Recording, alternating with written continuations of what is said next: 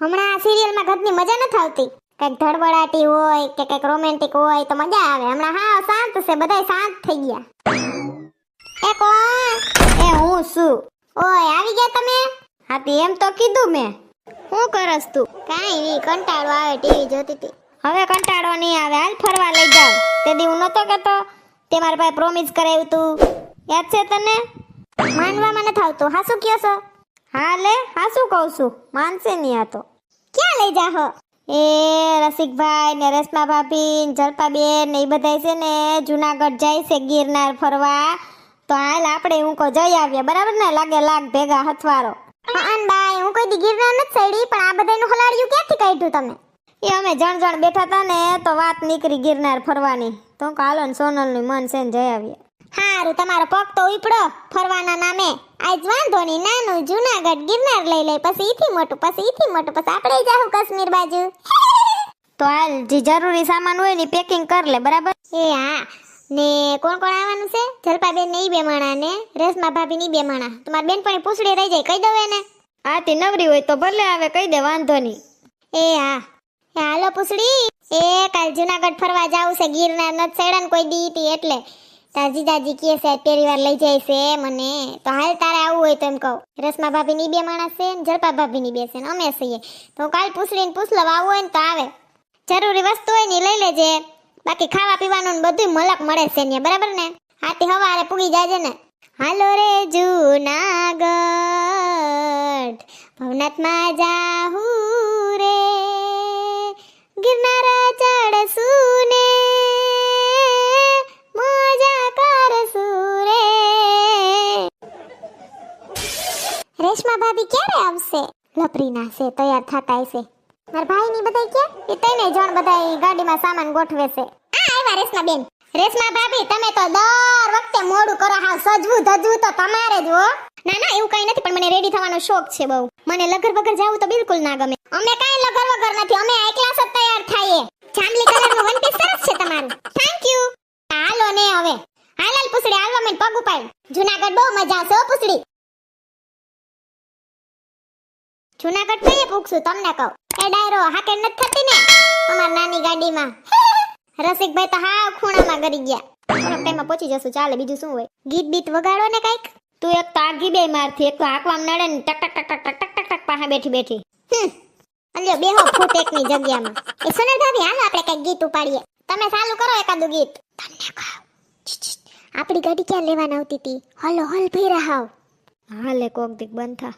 हम चले पहाड़ों में गुनगुनाते राहों में, धड़कने भी तेज है अब क्या करे. કાઈ ના કરે, ગાડીમાં ઠેકડો મારજો, ધડકને તેજ હોય તો. એ સોનાબેન મેં તો કોઈ દી જુનાગઢ નથી જોયું. અસલનું છે લાવ, કેટલી જગ્યા છે ફરવાની હો, બહુ ફરવા લાયક સ્થળ છે ન્યા. હું તો ચોથું ભણતી ને તે અમાર નિહારમાંથી પ્રવાસ ગયો તો ન્યા જુનાગઢનો. તે એવું અસલનું છે, 350 રૂપિયાનો પ્રવાસ હતો. સુરત ફનવલમાં એ લહરપટ્ટીમાં ઉસેથી હેઠે ઠેકડા માર્યા. કેવી મજા આવે. એ જલપાબેન તમે હું નાસ્તામાં લઈ આવ્યા? એ સોનાબેન મેં તો ખાટિયા ઢોકળા બનાવ્યા. મેં છે ને ચણાની ઘૂઘરી બનાવી. હા મેં થેપલા ને સૂકી ભાજી લીધી છે. આવો કઈક નાસ્તો હોય તો મજા આવે. હું મેં દહીં અને સૂકો નાસ્તો લીધો છે. હા થોડું ઘણું ત્યાંથી લઈ લેવું તૈયાર. બીજું હું પાત્રા ને પફ ને સેન્ડવિચ ને ઘૂઘરા જે ખાવું હોય, બરાબર ને? હા બરાબર. ઓલું ગીત ગાયે, જિંદગી એક સફર હે સુહાના, યહાં કદર ક્યા હો કિસને જાના.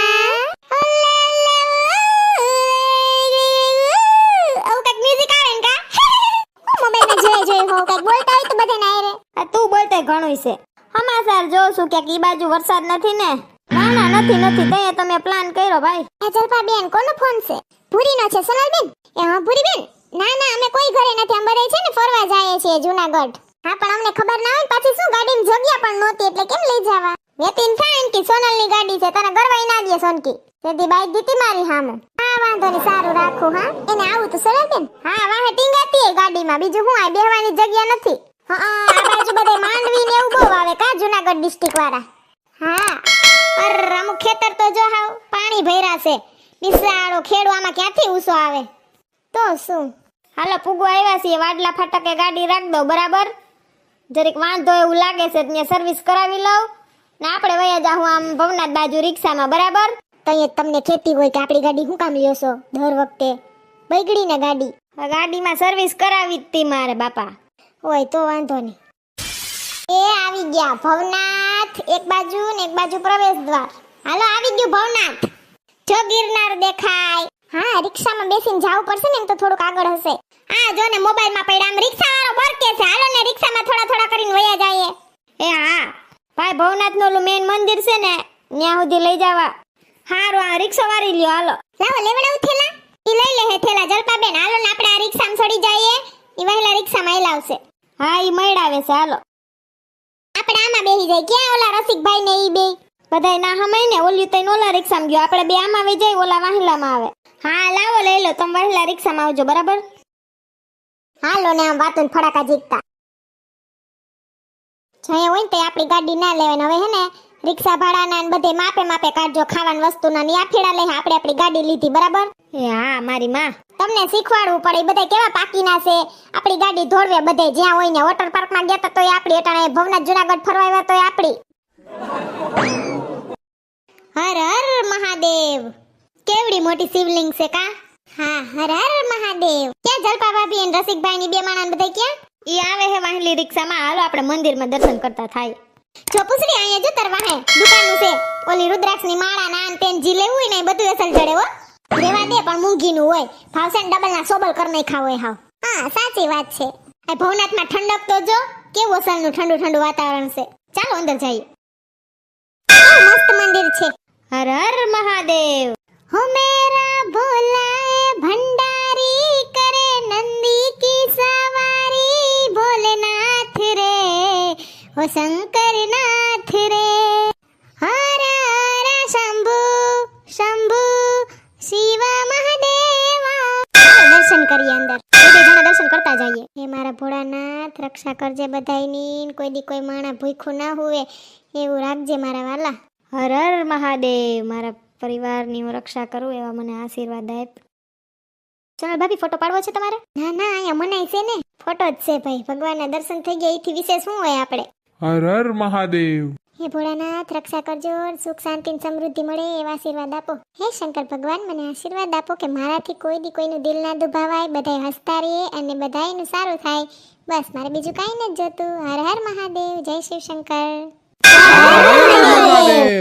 હાલો હવે આપણે ગિરનાર બાજુ જઈએ જો આ બાજુ કુંડ હે હા સરસ છે હા મેં સાંભળ્યું છે પાછળ કેવું છે મંદિરની એક સિક્કો લઈને દિવાલમાં ચોટાડવાનો કહીને અને આપણે જે માનવું હોય એની માનતા આપણી પૂરી થઈ જાય સિક્કો ચોટી જાવો જોઈએ ઓહો હાલો હવે બહાર નીકળીએ